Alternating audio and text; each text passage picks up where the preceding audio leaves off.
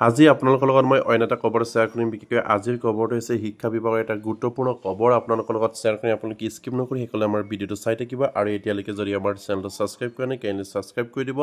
আৰু 40গৰাকী শিক্ষা বিভাগত জড়িত আমাৰ যিসকল নিবনুৱা বা শিক্ষক কৰ্মচাৰী তেখেতসকলে যাতে নেকি এইখিনি খবৰ গম পায় আপোনালোকে শ্বেয়াৰ কৰি দিব নিশ্চয় আপোনালোকে স্ক্ৰীনত ফটো কৰিছে অসম চৰকাৰে এটা গুৰুত্বপূৰ্ণ নথিছ ইয়াত লিখিছে অসম চৰকাৰ প্ৰাথমিক শিক্ষাৰ নিৰ্দেশ আপোনাৰ কাহিলীৰ পৰা গুৱাহাটী 19 আৰু সেইখন নথিছ পাব্লিছ হৈছিলে 10/4/2025 তাৰিখে নিশ্চয় আপোনালোকে স্ক্ৰীনত ফটো কৰিছে আৰু ইয়াত আপোনালোকক দিছে সূচনা এই দপ্তৰৰ আগৰ সূচনা পত্ৰ নম্বৰ দিয়া হৈছে তাৰিখ 19/9/2025 অনুসৰি অসম চৰকাৰৰ বিভিন্ন দপ্তৰৰ অধীনত হোৱা বিভিন্ন নিযুক্তি প্ৰক্ৰিয়াৰ প্ৰসংগ DE আসাম শিক্ষক নিযুক্তিৰ বাবে এডভাৰটাইজমেণ্ট নাম্বাৰটো দিয়া হৈছে তাৰিখ 26/12/2023 যিখিনি এডভাৰটাইজ আছিলে আৰু এডভাৰটাইজমেণ্ট আপোনাৰ আকৌ এটা দিছে 26/12/2023 অনুসৰি আবেদন কৰা প্ৰাৰ্থীক অন্য চৰকাৰী দপ্তৰ নিযুক্তি হোৱাৰ ক্ষেত্ৰত নিজৰ প্ৰাৰ্থিত্ব প্ৰত্যাহাৰ কৰিবলৈ অনুৰোধ কৰা হৈছিল ইয়াত উল্লেখ কৰিছে যে যিসকল কৰ্মচাৰীয়ে আপোনাৰ শিক্ষা বিভাগত বিশেষকৈ আপোনাৰ LPMৰ ক্ষেত্ৰত নিযুক্তি এই ফাই টকাৰ পাছতো তেখেতসকলে অসম চৰকাৰ এজন শিক্ষক কৰ্মচাৰী হোৱাৰ পাছতো তেখেতসকলে আকৌ যিসকলে এপ্লাই কৰিছিলে সেই নতুন নিযুক্তিৰ বাবে তেখেতসকলৰ যিখিনি প্ৰক্ৰিয়াত সেইখিনি নাম তেখেতসকলৰ হয়তো আহিছে আৰু সেইসকলক আপোনাৰ নিজৰ নাম প্ৰত্যাহাৰ কৰিবৰ কাৰণে নিৰ্দেশ জাৰি কৰিছিলে আগতেও অসম চৰকাৰে আৰু ইয়াৰ পাছতো কৈছে তথাপি লক্ষ্য কৰা হৈছে যে বহু পাৰ্টিৰ বিশেষ নিয়োগ অভিযানৰ অধীনত নিয়মিত হৈ LP স্কুলত নিযুক্তি পাইছে আৰু পুনৰ DE শিক্ষক পদৰ বাবে আবেদন কৰিছে ঠিক তেনেধৰণৰ বহু পাৰ্টিৰ বিশেষ নিয়োগৰ অভিযানৰ অধীনত UP স্কুলত নিযুক্তি পাই পুনৰ আকৌ UP স্কুলৰ শিক্ষক পদৰ বাবে আবেদন কৰিছে এটা খুবেই এটা গুৰুত্বপূৰ্ণ খবৰ আমাৰ নতুন নিযুক্তিৰ বাবে যিসকল শিক্ষক কৰ্মচাৰী LPত কৰ্মৰত অৱস্থাত থাকিও তেখেতসকলে আকৌ নতুন নিযুক্তিত আকৌ নতুনকৈ তেখেতসকলে এপ্লাই কৰিছে কিছুমান শিক্ষক কৰ্মচাৰীয়ে আকৌ ঠিক তেনেকৈ ME স্কুলত কৰি থকা কিছুমান শিক্ষক কৰ্মচাৰী আকৌ নতুন নিযুক্তিৰ বাবে আকৌ তেখেতসকলে শিক্ষক হিচাপে কাম কৰি আছে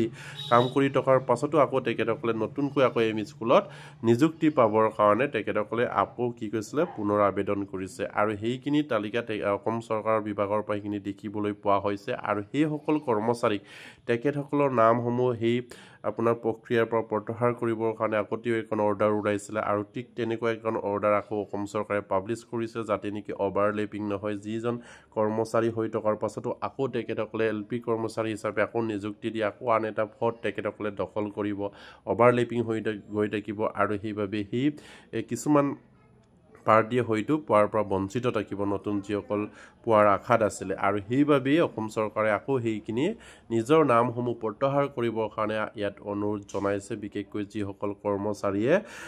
শিক্ষক হৈ থকাৰ পাছতো আকৌ তেখেতসকলে নতুনকৈ LPত শিক্ষক কৰাৰ পাছত আকৌ LPতে আকৌ এপ্লাই কৰিছে নতুনকৈ আকৌ MEত কৰি থকাও আকৌ MEত নতুনকৈ এপ্লাই কৰিছে সেইখিনি অৰ্ডাৰত লিখা আছে সেইবাবে সেইসকল কৰ্মচাৰীক তেখেতসকলৰ নামসমূহ প্ৰত্যাহাৰ কৰিবৰ কাৰণে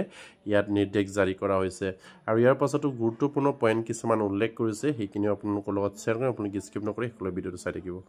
আৰু ইয়াত উল্লেখ কৰিছে ইয়াৰ পাছৰ পইণ্টখিনিত এই ধৰণৰ প্ৰাৰ্থীসকলে সংশ্লিষ্ট বিজ্ঞাপনৰ পৰা নিজৰ প্ৰাৰ্থিত্ব প্ৰত্যাহাৰ কৰিব লাগিব নহ'লে দপ্তৰ তেওঁলোকক প্ৰাৰ্থিত্ব অপহৰণ কৰিব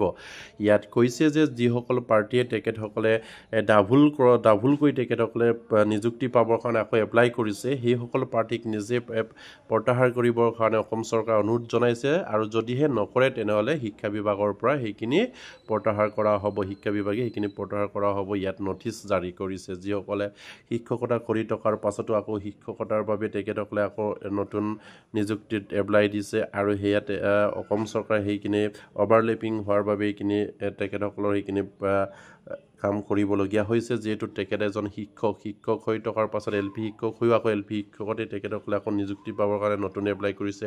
কিছুমানে ME স্কুল শিক্ষক হৈও আকৌ নতুনকৈ নিযুক্তি দিছে ME স্কুলত নিযুক্তি পাবৰ কাৰণে সেইসমূহৰ অসুবিধাৰ বাবে তেখেতসকলে সেই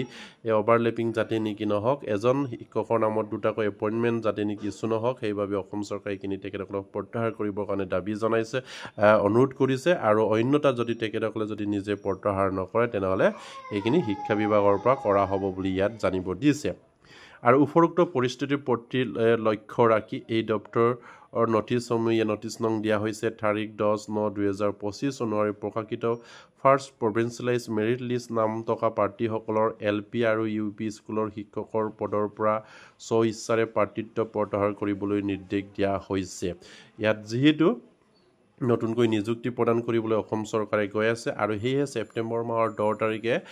ফাৰ্ষ্ট প্ৰভিন্সিয়েলাইজ মেৰিট লিষ্ট এটা ওলাইছিল LPMৰ ক্ষেত্ৰত আৰু তাত যিসকল নাম আছে শিক্ষকতা কৰিও যিসকলৰ LPMত আকৌ তেখেতসকলে নতুনকৈ এপ্লাই কৰি নাম আহিছে সেই সকলক প্ৰত্যাহাৰ কৰিবৰ কাৰণে ইয়াত নিৰ্দেশ জাৰি কৰাৰ কথা ইয়াত উল্লেখ কৰিছে তেখেতসকলক সেইখিনিৰ পৰা প্ৰত্যাহাৰ কৰিবৰ কাৰণে তেখেতসকলক অনুৰোধ জনাইছে ইয়াত নিশ্চয় আপোনালোকে দেখিছে এডভাৰটাইজ নং দিছে আপোনাৰ 26/12/2023 তাৰিখৰ যিখিনি এডভাৰটাইজ ওলাইছিল 26/12/2023 আৰু সেই পাৰ্টিসমূহ পুনৰ DE আসাম চৰকাৰী ৱেবছাইটত de.assam.gov.in ভিজিট কৰি অনলাইন সাপেক্ষে প্ৰাৰ্থিত্ব প্ৰত্যাহাৰ কৰিবলৈ অনুৰোধ কৰা হৈছে ইয়াত আপোনাৰ